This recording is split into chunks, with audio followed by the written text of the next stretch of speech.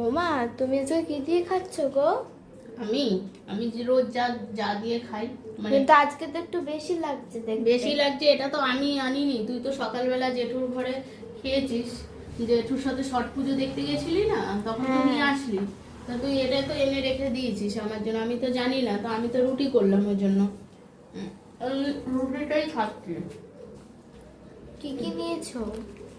এই রুটি, শসা, এই যে কচুরির সাথে আলুর তরকারি দিয়েছিল সেটা, বেগুন ভাজা, জিলাপি, একটা ডিম সেদ্ধ, টক দই। এই সকালে খেয়ে আবার দুপুরে খেতে পারবে? দেখে আমি তো দোকানে যাব, নাও খেতে পারি। এই তরকারিটা খুব ভালো বানায়, ভালো না খেতে? ভাজা মশলা দিয়ে করে, দারুণ খেতে। আমার তো খুব ভালো লাগে। তুই খেয়েছিস তো? হ্যাঁ, আমি খেয়েছি সকালে। তুই নে তাহলে একটা।